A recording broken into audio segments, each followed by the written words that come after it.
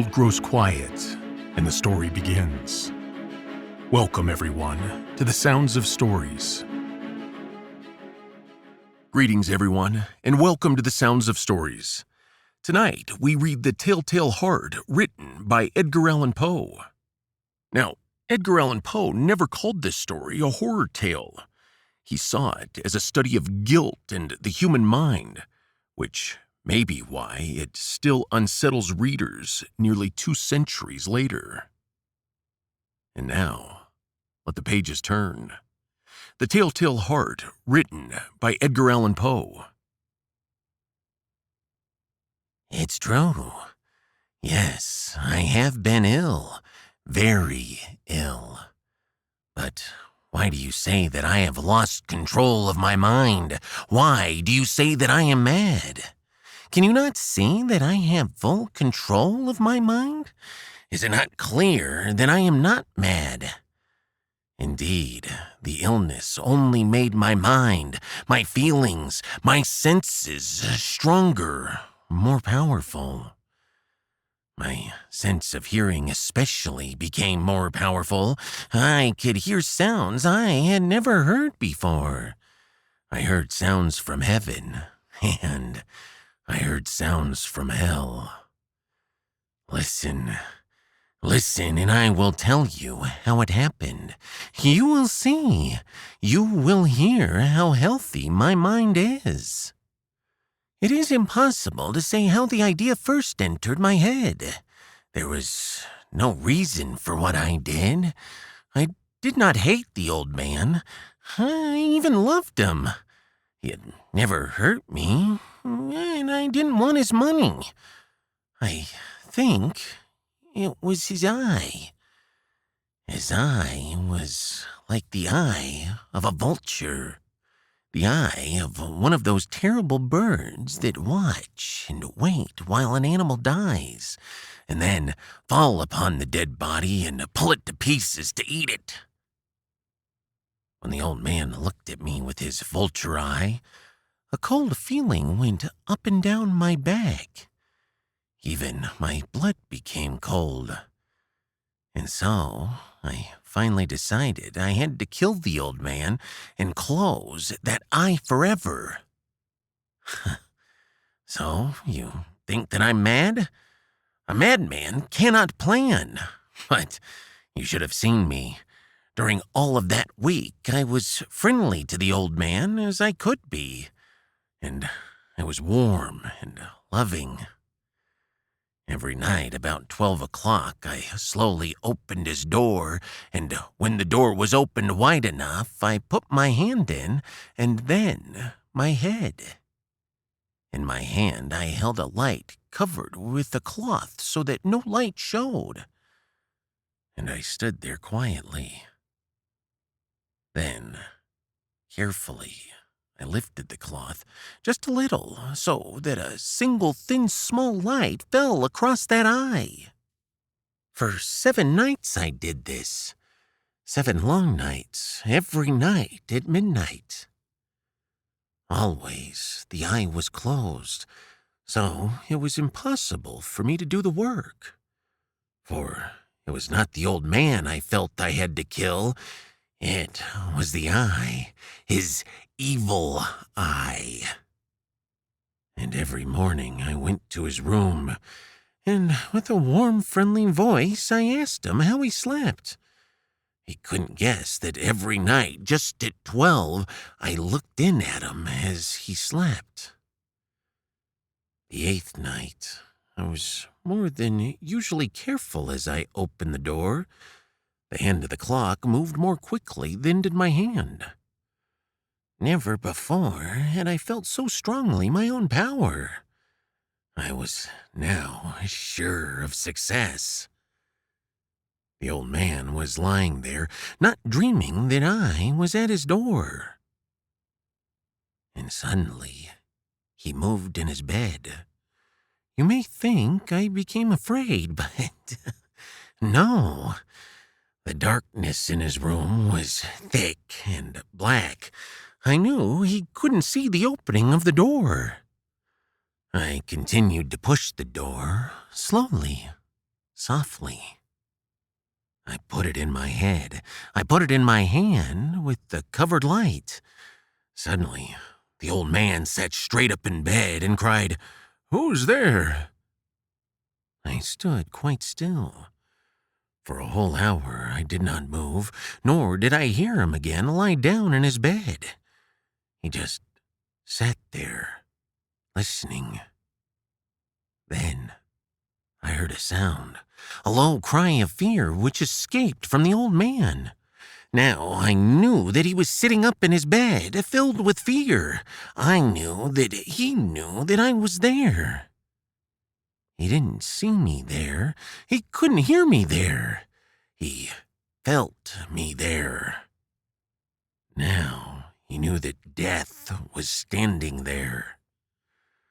Slowly, little by little, I lifted the cloth until a small light escaped from under it to fall upon that vulture eye.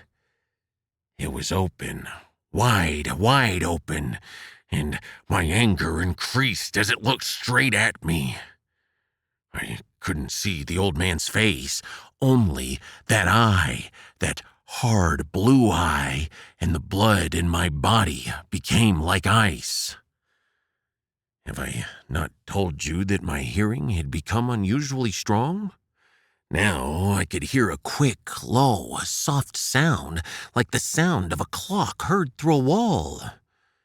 It was the beating of the old man's heart. I tried to stand quietly, but the sound grew louder. The old man's fear must have been great indeed. And as the sound grew louder, my anger became greater and more painful. But it was more than anger. In the quiet night, in the dark silence of the bedroom, my anger became fear, for the heart was beating so loudly that I was sure someone must hear. The time had come. I rushed into the room crying, "Die! Die!" The old man gave a loud cry of fear as I fell upon him and held the bed covers tightly over his head. But still, his heart was beating. But I smiled as I felt that success was near. For many minutes that heart continued to beat, but at last the beating stopped. The old man was dead. I took away the bed covers and held my ear over his heart. There was no sound. Yes, he was dead, dead as stone. His eye would trouble me no more. So, I am mad, you say? You should have seen how careful I was to put the body where no one could find it. I pulled up 3 of the boards that formed the floor and put the body there. Then I put the boards down again carefully, so carefully that no human eye could see that they had been moved. As I finished this work, I heard that someone was at the door. It was now 4 o'clock in the morning, but still dark. I had no fear, however, as I went down to open the door.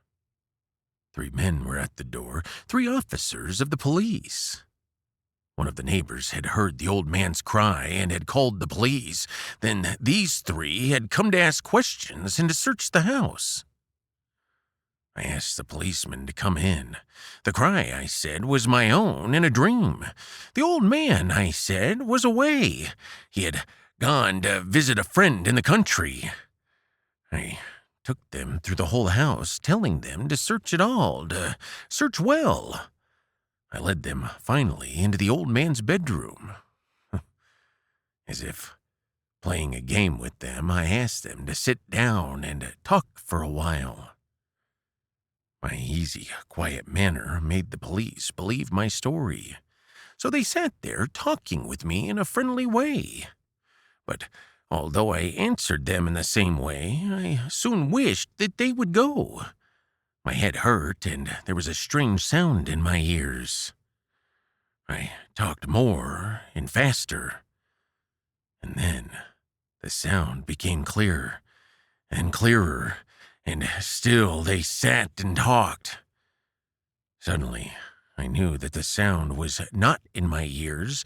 It was not just inside my head. And at that moment, I must have become quite white. But I talked still faster and louder, and the sound too became louder.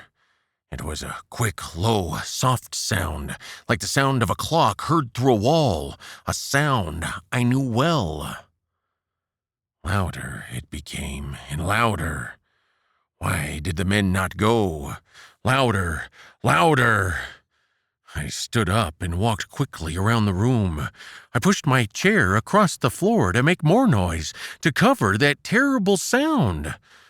I talked even louder, and still the men sat and talked and smiled. Was it possible that they couldn't hear? No, they heard. I was certain of it. They knew. Now it was they who were playing a game with me. I was suffering more than I could bear from their smiles and from that sound. It became louder, louder, louder. Suddenly, I could bear it no longer. I pointed at the boards and cried, "Yes, yes, I killed him. Pull up the boards and you shall see. I killed him." But why does his heart not stop beating? Why does it not stop? Well, there you have it, my friends. A tragic and haunting story about guilt slowly consuming a man until it drives him into madness. And thanks for spending your time here with us at the Sounds of Stories. Come back for another adventure. And remember, when the world seems to fade, the stories always remain.